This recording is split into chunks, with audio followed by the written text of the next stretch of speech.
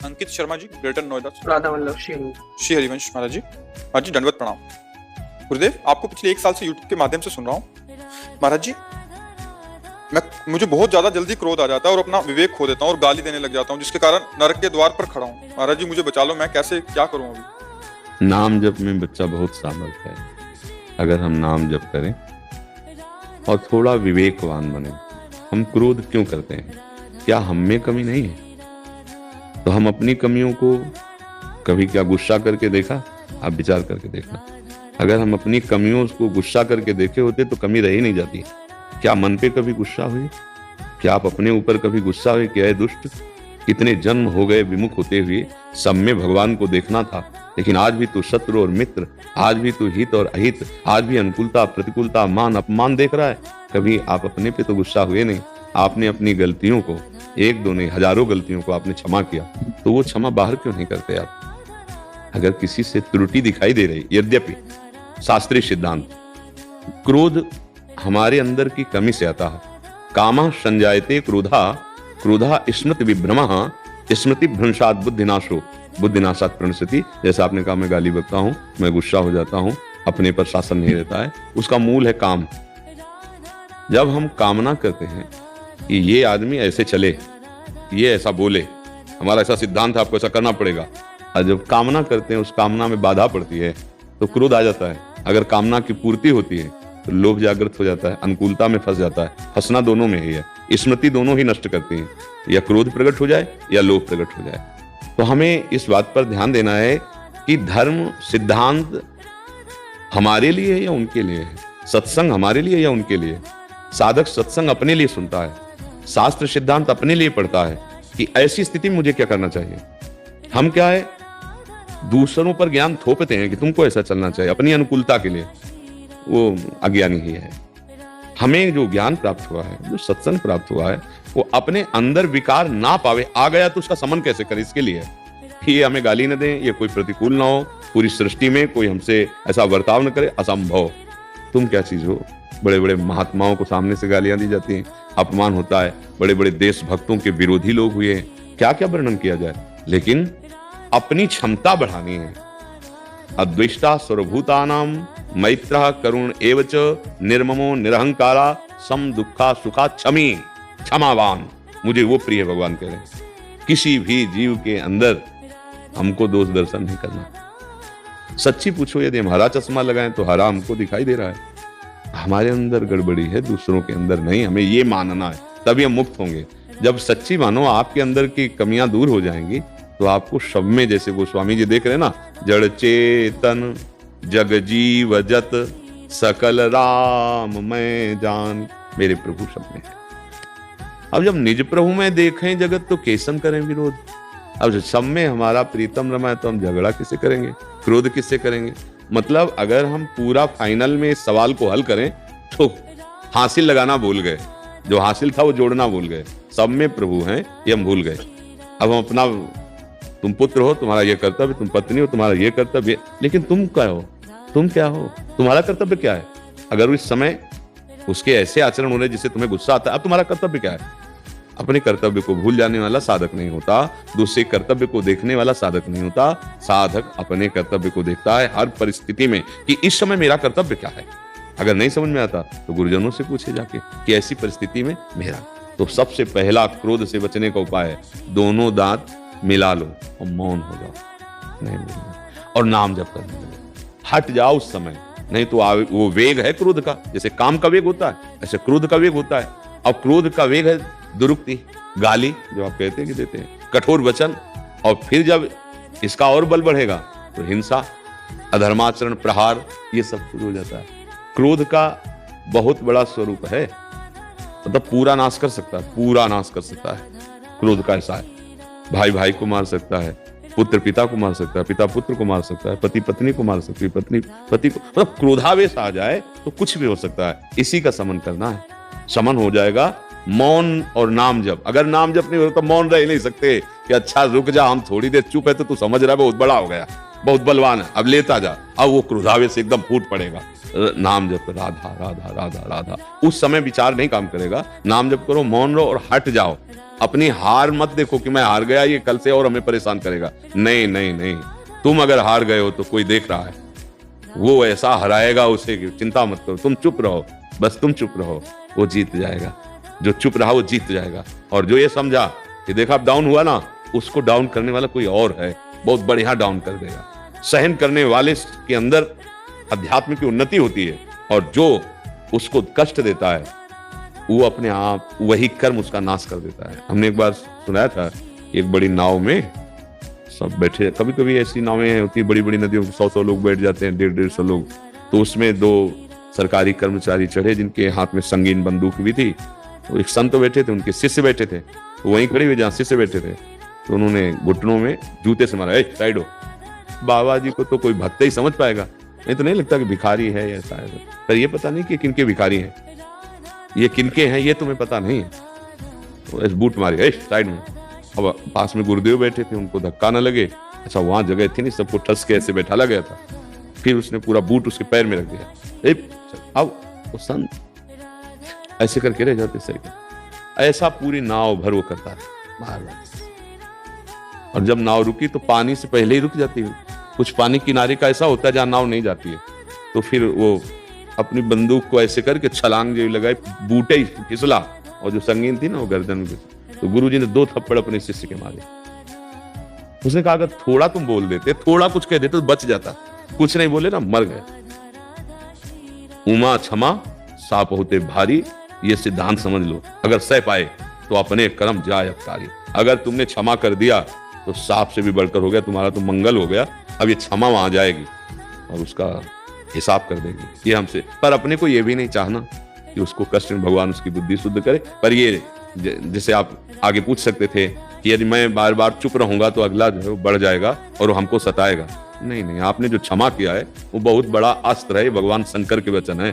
उमा क्षमा सापहु ते भारी, वो अपने कर्म जाय अवकारी, वो अपने आप नष्ट हो जाएगा, तुम्हें नष्ट करने की जरूरत नहीं है। पूज्यपाद उड़िया बाबा जी के पास सत्संग में एक गृहस्थ आते थे, तो उनको एक पड़ोसी बहुत सताता था, हद हो गई। सत्संगी होकर जब इस निर्णय पर पहुंच गए कि अब मैं मारूंगा इसे, जान से मारूंगा। उड़िया बाबा से कहा बाबा बहुत हो गया, मतलब बहुत हो गया, अब इसको हम मारूंगा और चाहे जेल चला जाऊं। उड़िया बाबा ने देखा कि क्रोधावेश बहुत बड़ा है, तो ऐसे कि उनका बेटा मैं देख रहा हूं 6 महीने में मर जाएगा वो, काहे को तुम हत्या करोगे और जेल जाओगे, 6 महीने चुप हो जाओ, 6 महीने बाद वो मर जाएगा। क्रोध शांत कर लिया बाबा कह रहे हैं, बिल्कुल क्रोध शांत कर लिया। अब वो कुछ भी बोलता, वो कुछ नहीं बोलते, बस उनको ये आदत मरेगा, 6 महीने बाद मरेगा ये, ऐसे बोल 6 महीने हो गए मरा नहीं। बाबा से कहा कि बाबा वो तो मरा नहीं, आप कह रहे थे 6 महीने। बोले हम उसके लिए तो कह रहे थे, तुम्हारे अंदर जो है ना हम उसको मारना चाहते थे। 6 महीने से गुस्सा आई, बोले ना बाबा, बोले भाई उसको मारना चाहते थे, तुम्हारे अंदर जो क्रोध है, तुम इस बात पे आ गए ना कि 6 महीने में वो मर जाएगा, हम 6 महीने में इसे मारना। 6 महीने गुस्सा नहीं आए, बोले बिल्कुल बाबा ले आई, क्योंकि हम सोच रहे 6 महीने में मर जाएगा। अगर बाबा आप किया तो बोले बस ऐसे अभ्यास करो, वो अपने कर्म से अपने आप नष्ट हो जाएगा। तुम अगर क्रोध करोगे, जेल जाओगे मारकर, तुम्हारा जीवन नष्ट हो जाएगा। तो संतों की बात है कि अपने को सहन कर, और ये पक्का समझ लो, यदि आप सहन कर रहे हैं तो आपकी सहन शक्ति बहुत बड़ी पावरफुल है, वो ईश्वर तक पहुंच रही है और ईश्वर उसे दंड देगा। थोड़ा धैर्य, ऐसा नहीं होता। अगर यहां भी कत्ल किया है कोई तो 10 वर्ष मुकदमा नहीं चलता, फिर कहीं उसे सजा होती है। कभी कभी तो सजा होने में इतना विलंब हो जाता है कि सजा जो दी जाती है उससे ज्यादा वो जेल भोग चुका होता है, नहीं होता। अब तुरंत थोड़ी सजा मिलती है। तो अब ये भी भागवतिक सिद्धांत है, लेकिन अगर ऐसा सिद्धांत दूसरों के लिए है तो अपने लिए भी होता ना, तो हमारी क्या दशा होती। थोड़ा सोचो, जैसे हम दूसरों के लिए मांगते हैं कि भगवान तुरंत क्यों नहीं करते, नहीं मांगते, भगवान अवसर देते हैं सुधार का कि शायद सुधर जाए, नहीं फाइनल में तो मिलना ही दंड। तो जब हम उसके लिए सोच रहे हैं कि इसका ऐसा हो जाना चाहिए, तो अगर वही सिद्धांत होता तो हमारी गति क्या होती, जरा सोच के देखो। हमारा रजिस्टर कोरा नहीं है अगर वो सिद्धांत उसके लिए है तो वो लौट के हमारे लिए, कानून तो हमारे लिए भी, मेरी दशा क्या होती। इसलिए क्षमा कर दो। लंबा समय भगवान सबको इसीलिए दे रहे हैं, सुधार कर लो। सर्वधर्मान परित्यज्य मामेकम शरणं व्रज अहम त्वां सर्व पापेभ्यो मोक्षयिष्यामि मा शुचा। धैर्य पूर्वक रहो, क्षमावान बनो, नाम जप करो, उस समय मौन का आश्रय ले लो, उसमें भगवत भाव करो। नहीं कुछ आए तो हट जाओ, उस समय झगड़ा मत करो। हार जाओगे तो तुम जीत जाओगे, जीतने की कोशिश करोगे हार जाओगे, ये माया है। ठीक है ना। मनजीत सिंह जी, पंजाब से। गुरुदेव आपके चरणों में कोटि कोटि प्रणाम। गुरुदेव मानसिक सेवा और प्रकट सेवा से सर्वश्रेष्ठ कौन सी सेवा है?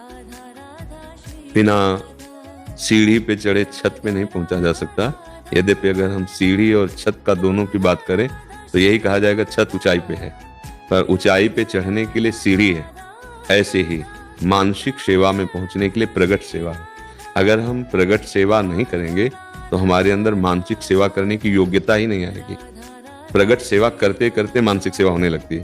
जैसे हम प्रगट में अपने ठाकुर जी को स्नान कराया, उनको अंग प्रक्षालन करके वस्त्र धारण कराए, चंदन लगाया, भोग लगाया। अब ये सब चीजें सीमित हैं। हमें लगता है अगर हीरे का हार पहनाते, बढ़िया रतन जटित मुकुट पहनाते, अब हमारी भावना बनने लगी। पैसा तो है नहीं, ला तो सकते नहीं, पर हम हीरे के हार की रचना कर सकते हैं। अब शुरू हो गई मानसिक सेवा। अब वो सुंदर हार है, जहाँ फूलों को पहना है वहीं भाव से ऐसे हीरे का हार पहना रहा, स्वर्ण का मुकुट था। अब भोग लगाया तो 2 रोटी 4 रोटी फूल का वही, दाल चावल। मन में है कि बहुत भोग लगावे, बहुत सुंदर सुंदर। अब हमारा मन संतुष्ट नहीं हो रहा, रख दिया 4 पदार्थ और भावना में गुजिया, गुलाब जामुन, रसगुल्ला, राजभोग, खीर, हलवा और विशाल थाली और स्वर्ण की है, विविध कटोरियों में भोग रखे और स्वयं अपने हाथ से अपने ठाकुर जी को पवार। वो शांत बैठा है, होने लगी सेवा मानसिक।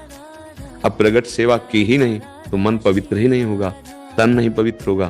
तो जब हमारा तन पवित्र नहीं है, मन पवित्र नहीं है, तो हमारे आंख मूंदने पर अंधकार दिखाई देगा। मानसिक सेवा तो तब हो जब मानसिक आराध्य देव आवे ना भाव में और सामने दिखाई दे रहे प्रिया प्रीतम, तो आप सेवा शुरू करो। तो इसके लिए, यहाँ तक पहुंचने के लिए नाम जप, प्रभु की लीला गायन और प्रभु की प्रगट सेवा। प्रगट सेवा किए बिना मानसिक सेवा में पहुंचना बहुत कठिन होता है। हाँ, कोई सिद्ध महापुरुष सीधे मानसिक सेवा में पहुंचा दे, वो बात अलग है। वो अपने तप बल से, भजन बल से, कृपा बल से, जैसे भी चाहे महापुरुषों में सामर्थ्य होती है। पर एक सीधी पद्धति है प्रगट सेवा से मानसिक सेवा में प्रवेश। और कोई भी महापुरुष ऐसा नहीं है जो प्रगट सेवा न करता हो।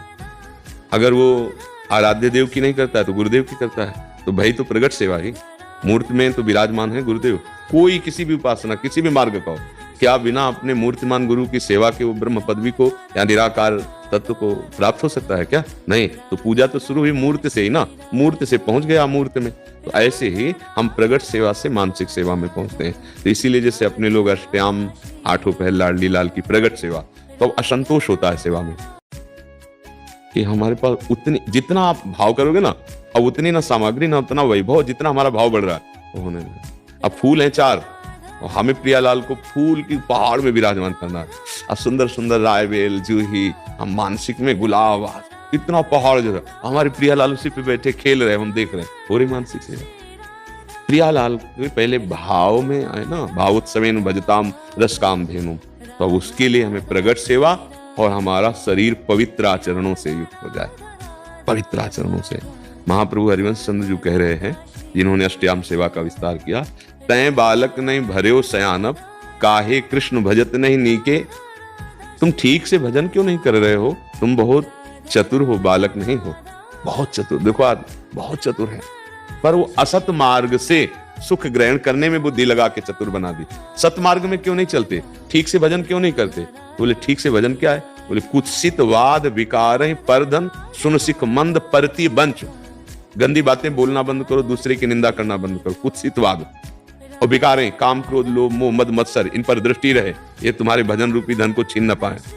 पर धन, दूसरे का धन लूटने की इच्छा मत रखो, छीनने की इच्छा मत रखो, छल कपट से दूसरे का धन लेने की इच्छा मत करो। परतीय बंच, दूसरे की माता बहनों की तरह काम भोग दृष्टि से मत देखो, नहीं सर्वनाश हो जाएगा। अगर ये छोड़ो और फिर भजन करो, फिर सेवा करो, तो मन पवित्र होने लगेगा। अब ये छूटे कैसे? तो सत्संग में इतनी सामर्थ्य है, संतों का संग करो, उनके वचन। देखो कितने ऐसे हमारे भाई लोग आते हैं जो कहते हैं आए तो अब हैं, छोड़ पहले ही सब चुके हैं। गंदी बातें, गंदे भोजन, गंदे आहार आदि खान पान की जो बातें, ये सत्संग के द्वारा कुसंग का त्याग करके और फिर भगवान की भक्ति का रंग चढ़ता है। यद्यपि मानसिक सेवा श्रेष्ठ है, पर वैसे ही जैसे छत है, वहां पहुंचने के लिए छत ऊंचाई पर है, पर प्रधान कार्य सीढ़ी का ही हुआ। अगर हम सीढ़ियों से पे पैर न रखते तो छत पे नहीं पहुंच पाते। तो ऐसे ही, और या तो लिफ्ट है, तो वही बात हमने कही, कोई संत कृपा कर दे, कोई महापुरुष कृपा कर दे, तो सीधे मानसिक में प्रवेश हो सकता है। पर सिद्धांत ये है कि पहले प्रगट सेवा करे, और फिर मानसिक से एक विनोद की बात है, बहुत कंजूस थे पर बहुत बड़े सेठ थे। तो संत भगवान के पास गए, बोले सहज में भगवत प्राप्ति हो जाए, 1 रुपया न खर्चा हो। बोले नाम जप करो, रुपया पैसा नहीं खर्चा होगा। कृष्ण कृष्ण हरि हरि राम राम राधा राधा जपो और मानसिक सेवा करो। भगवान को मानसिक में देकर कभी खीर पूरी अच्छे अच्छे पदार्थ खवाओ। और जैसा बना धीरे धीरे धीरे से काफी समय हो गया। कर एक दिन क्या हुआ, कंजूस तो थे ही, तो भाव में उसमें दूध में चीनी डाल रहे थे, वो ज्यादा गिर गई। उनको बहुत बुरा लगा, चीनी ज्यादा गिर, इसलिए नहीं कि स्वाद, इसलिए कि चीनी ज्यादा। वो कंजूस स्वभाव था। ठाकुर जी ने एक थप्पड़ मारा प्रगट में और कहा मानसिक में तेरा पैसा तो नहीं लग रहा मानसिक में तेरा पैसा तो नहीं लग रहा, तो काहे को इतना। तो वो जाके बताए, बोले तेरी मानसिक सेवा सिद्ध हो गई, ठाकुर जी तेरी सेवा स्वीकार करने लगे।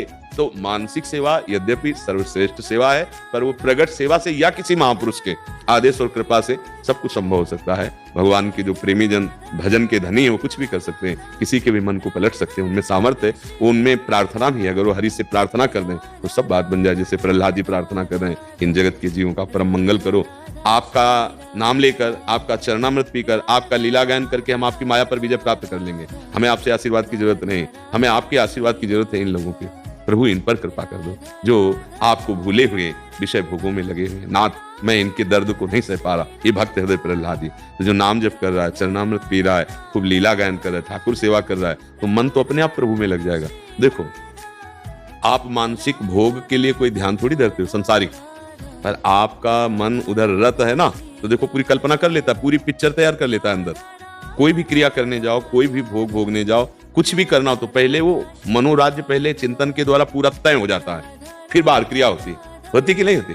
जैसे हमको भोजन तो आज ये बने, ऐसे ऐसे बने, ये चटनी हो, ये हो, और हम पूरा उसमें डूब गए। बाद में क्रिया हुई, बाद में पाया। अगर हमारी चित्तवृत्ति प्रभु में लग जाए तो मानसिक सेवा शुरू हो जाए। कामी नारी प्यारी जिम, लोभी जिम प्रिय दाम, तिम रघुनाथ निरंतर प्रिय लागो मोहिराम। पहले प्रभु प्यारे लगने लगे, तब हमारी मानसिक वृत्ति उनकी सेवा में लग जाए। इसलिए नाम जप करो, प्रगट सेवा करो, लीला गायन करो और थोड़ी थोड़ी भावना करने लगो। आज प्रभु को ये हम पहनाएंगे, ये पवाएंगे, आज प्रभु को ऐसे हम ऐसे, तो अपना जो भाव बन रहा है ये धीरे धीरे मानसिक सेवा में बदल जाता है। नहीं तो मानसिक आंख मूंद देखो, अभी अंधकार दिखाई देगा, नहीं दिखाई देगा। ईमानदारी वाली बात, अरे भैया भगवत प्राप्ति जो होती है ना, उसकी कसौटियां हैं कुछ। अगर उन बातों में आप आ गए हो तो आप भगवत प्राप्त हो ही जाओगे, क्योंकि भगवान के अंश हो। कोई दुर्लभ थोड़ी भगवत प्राप्ति। पर बकवास, तर्क और विषय सेवन और सम्मान चाह, ये भगवत प्राप्ति के लक्षण थोड़ी है, तो मूर्खता के लक्षण है। विमूढ़ आत्मा करता हमिति मन में ऐसे। और जो परम पद में होता है ज्ञानी पुरुष होता है, प्रेमी पुरुष होता है, समस्त द्वंद्वों से मुक्त, निर्माण मोहादित संग दोषा, अध्यात्म नित्या विनिवृत्त कामा, धंधेर विमुक्ता सुख दुख संगे, वो चिदानंद सुख का अनुभव करने वाला महात्मा, वो भगवत महात्मा का तात्पर्य हम किसी वेद से नहीं कह रहे। कोई भी हो, कोई स्थिति, वो कसौटी है। मान अपमान आपके हृदय में विचलित ना कर पाए। अगर संत समागम मिला है तो दैन्य होकर जहां हो उससे आगे बढ़ने की बात पूछो, उससे तुम्हारा मंगल हो जाएगा। तुम कुछ हो ये जनाने की बात, तो अपने लोगों को तो कोई जानकारी की जरूरत है नहीं कि जैसे घर में पहुंच गए तो हमें किलोमीटर गिनने की जरूरत नहीं है। हम आ गए, अपने घर आ गए हैं। आए मिले परिवार आपने, हरि हंसी कंठ लगायो, भाग बड़ो वृंदावन पायो। अब जैसे आप लोग आए कृपा करके, तो आप जहां चल रहे हैं उसमें जो बाधा हो और आप जहां चलना चाहते हैं वो मार्ग क्या है, ये जानने के अपनी तो जो धरोहर उसे छुपा लो और माल ले लो, तब तो बुद्धिमान माना जाएगा। 2-4 बातें आई वही फटाफट, तो संत जन एक शब्द निकलते ही पहचान हो जाती है कि ये शब्द डूबा हुआ निकल रहा है या केवल बुद्धि से निकल रहा है। जब बुद्धि से निकल रहा है तो ऐसे हाथ जोड़ जाएंगे, क्योंकि वो समझेगा नहीं, वो तर्क पे तर्क करेगा। वाद विवाद तहां नहीं, भगवत मार्ग में वाद विवाद नहीं। तो मानसिक सेवा में प्रवेश होता है प्रगट सेवा से, नाम जप से, और अपने आचरणों को पवित्र करे। नहीं तो मानसिक सेवा विषयों की होगी। देख लो, हर समय आपका मन सेवा ही करता रहता है। ये खाना, ये देखना, ये भोगना, ये संग्रह करना है, ये हमें प्राप्त करना है, ये प्राप्त कर लिया है, अब ये प्राप्त करना है, ये जीत लिया, अब इसको जीतना है। संसार की तरफ ही जाता रहता है। प्रभु की तरफ तो तब जाएगा जब हमारा देखना, सुनना, बोलना, इन 3 पे सुधार हो जाए। पहले श्रवण हमारी भगवत चर्चा सुने, रसेंद्री हमारी नाम का रस ले, वाकेंद्री हमारी नाम संकीर्तन करे, और नेत्र हमारे सब में भगवत भावना करे। दिखाई नहीं दे रहे, लेकिन प्रभु तो सब में है ही है ना। बिजली तो वही है ना सबके हृदय की। अगर हम ऐसे चले तो हमारा चिंतन बनने लगेगा। जो हम देखते हैं, जो हम सुनते हैं, जो हम बोलते हैं, वही मन पकड़ता है। और उसी का चिंतन करता है, और जो चिंतन करता है वही हमारा स्वरूप हो जाता है।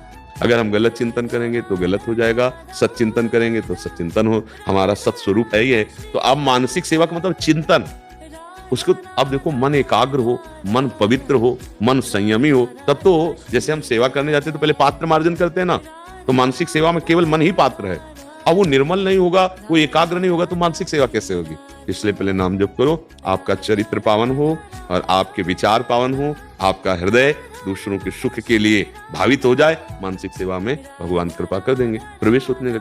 मानसिक सेवा में प्रवेश हो गया मतलब वो सिद्धावस्था की तरफ जा रहा है।